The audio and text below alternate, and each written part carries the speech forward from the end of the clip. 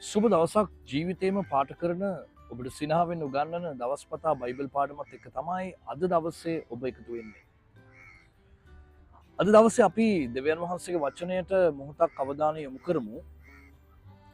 අපි බලමු ගීතාවලේ 90 වෙනි පරිච්ඡේදයේ 12 වෙනි පදය සහ 12 වෙනි පදය. ගීතාවලේ 90:12. දේව දරුවනේ මේ ලෝකේ නුවණ සහ ප්‍රඥාව කියන්නේ දෙකක්. නුවණ කියලා කියන්නේ අපි ඉගෙන ගන්න දේ. නමුත් ප්‍රඥාව කියලා කියන්නේ ඉගෙන ගන්න දේ නොවේ, ඉගෙන ගත්ත දේ ක්‍රියාවට නංවන්න පුළුවන් නම් ඒක තමයි ප්‍රඥාව කියන්නේ. ඇත්තටම මිනිස්සෙක් මේ ලෝකේ ඉගෙන ගන්න ඕන වඩාත් වැදගත්ම දේ තමයි කාලය. මම විශ්වාස කරනවා ප්‍රඥාවන්ත මිනිස්සෙකු හැම වෙලාවකම කාලය ගැන ගොඩාක් සැලකිලිමත්. කාලය කියන්නේ වර්තමානය, අනාගතය, අතීතය, ජීවිතේ ගෙවෙන කාලයන් කොහොමද ගෙවෙන්නේ? මේ වගේ බොහෝ දේ ගැන ඥානවන්ත මිනිස්සුන්ට බුද්ධිය තියෙනවා. නමුත් කාලය ගැන දන්නේ නැති අය. සමහර විට රැකියාවක් කරන්න ඕන කාලේ නිකන් ඉන්න අය ඉන්නවා. කම්මැලි වගේ. පොඩ්ඩ කාලය ගැන දැනුමක්. එතකොට නිකන් ඉන්න ඕන කාලේ රැකියාවන් කරන අය ඉන්නවා.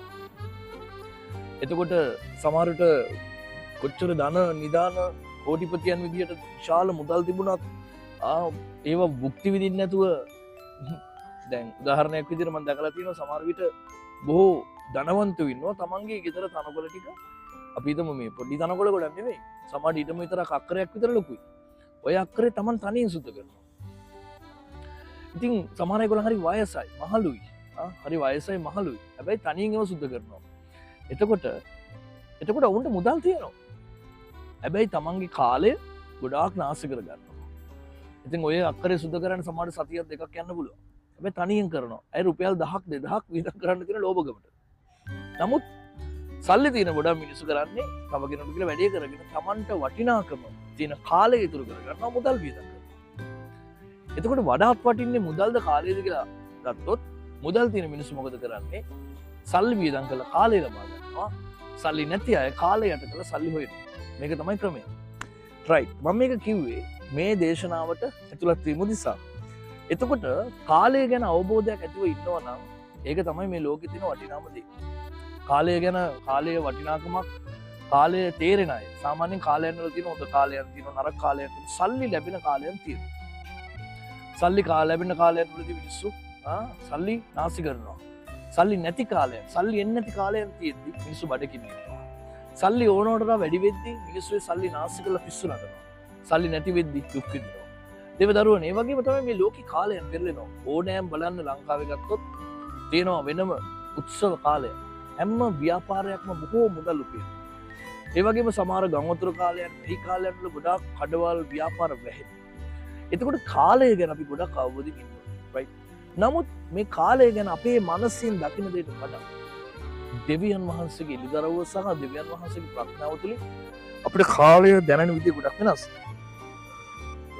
ගීතාවලිය 90:12 වෙනි පදයේ කියනවා ඥානවන්ත සිතක් ලබා ගන්නා පිණිස අපේ දවස් ගණින්නට ඉගැන්වුව මැනව. ඔබ ප්‍රඥාවන්ත සිතක් ලබා ගන්නට දෙවියන් වහන්සේගෙන් ඉල්ලන්න කියලා කියනවා දවස් ගණින්න.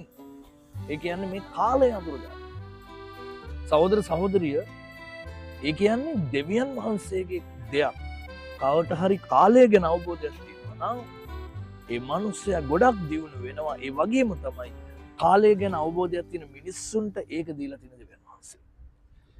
මතක තියාගන්න යක්ෂයා කවදාවත් කාලය මිනිස්සුන්ගේ ජීවිතේට දාන්නේ නැහැ. ඒක නිසා මිනිස්සුන්ට තේරෙන්නේ නැහැ තමන්ගේ කාලය කොහොමද ගෙවන්න ඕනේ. නමුත් මෙතන පැහැදිලිව කියනවා ඥානවන්ත සිතක් ලබා ගන්න ස්වාමිනී. රයිට්. අපේ දවස් අපිට මොනවාද? අපේ දවස් අපිට ගණන් කරන්න, අපිට උදව් කරන්න. මගේ දේව දරුවනේ මේ කාරණය ඉතාමත් වැදගත් වගේම වටිනා දෙයක් අද දවසේ මම ඔබට කියලා දෙන්නේ. ඒ තමයි ඔබගේ ජීවිතේ කාලය කියන එක ගණන් කරන්න. කාලය ගැන තේරුම් ගන්න. දෙවියන් වහන්සේගෙන් ශක්තිය ඉල්ල ගන්න. කාලය නාස්ති කරන්න එපා. කාලය නැති කරගන්න එපා. ඔබ දන්නවද සමහර ප්‍රශ්න එන්නේ අපේ හොඳට. සමහර පීඩාවන් එන්නේ අපේ හොඳට. සමහර ගැටලු වෙන්නේ අපේ ජයග්‍රහණයට. සමහර වැටීම් වෙන්නේ බලවත් නැගිටින්න. මේ දේවල් නොතේරෙන මිනිස්සු කාලය නාස්ති කරමින් සිටිනවා. ජීවිතේ ජයග්‍රහණය කරපු හැම කෙනෙක්ම කියයි ඒව පිටිපස්සේ තියෙන වැටීමේ කතාවක්. විඳ වැටීමේ කතාවක්. නැතිවීමේ කතාවක්. දාලයම ප්‍රතිඵලයක්. ගොඩක් දරුවෝ ඉන්නවා ලංකාවේ ඉහළට ඉගෙනගත්ත බලවත් ඉහළ වෘත්තිකයන් ඉහළ වෘත්තිමය මට්ටමේ විශාල ව්‍යාපාරයන් ගොඩනගපු මිනිස්සු. සමහරට උන්ගේ දෙමව්පියෝ නැහැ. තාත්තා දාලාගේ ළම්මා දාලාගේ ජීවිතේ ගොඩක් ප්‍රශ්න වෙච්ච අය. එතකොට සමහර සිදුවීම් හැමදේම යහපත් හැමදේම අයියෝ මේ පුනේ ඇයි මෙහෙම උනේ කියලා කියන්න දේවල් නැහැ. ඔබ දන්නවද ජීවිතේ වෙන හැමදේම යහපත් පැත්තට පෙරලෙනවා ඒ වගේම හැරෙනවා. ඉතින් ඒවා තේරෙන්නේ දේවාත්මය දින මිනිස්සුන්ට විතරයි. සපත්තු දෙකක් කැඩීම තව සපත්තු දෙක ලැබීමක් වෙන්න පුළුවන්.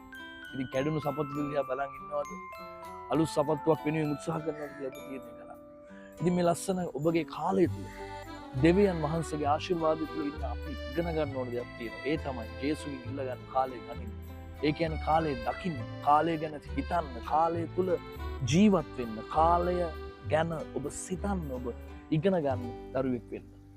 කාලය ගැන තේරුමක් ඔබට නැත්තම් රයිට් ඉගෙන ගන්න කාලේ ඉගෙන ගන්න ඕනේ. රැකියා කරන කාලේ රැකියා කරන්න ඕනේ. විවාහ වෙන්න ඕන කාලේ විවාහ වෙන්න අවශ්‍යයි. සේවය කරන්න ඕන කාලේ සේවය කරන්න. ඉතින් බොහෝ අය සේවය කරන කාලේ හම්බ කරන කාලේ සේවය කරනවා. බඳින්න ඕන කාලේ රස්සාව කරනවා. රස්සාව කරන්න ඕන කාලේ කසාද බඳිනවා. ඉතින් මේ ජීවිතේ පටලගෙන ඉන්නේ. ඒ නිසා ජීවිතේ හැම දෙයකම කාලය ගොඩක් වැදගත්. ඔබ දන්නවද මේ ලෝකේ මිනිස්සුන්ව සීමා කරපු එකම දේ තමයි කාලය. අද කාලය සදාකාලික වුණා නම් මිනිස්සුන්ට හැමදේම පුළුවන්. අද හැමදේම පුළුවන් අය නැහැ. ඕනම කෙනෙක් දක්ෂ වෙන එක දෙයකට විතරයි. ඒ තමයි ඔහු වැඩියෙන්ම කාලය යොදන දේ. ඉතින් මේ ලස්සන දවස පටන් ගද්දි ඔබට මම කියන එකම පණිවිඩය තමයි අද දවස දෙවියන් වහන්සේගේ දවස. මේ කාලය නාස්ති නොකර ඔබ ජේසුස් වහන්සේට ඉඩ දෙනවා. උන්වහන්සේ සැබවින්ම ඔබගේ ආශිර්වාදය දෙනවා.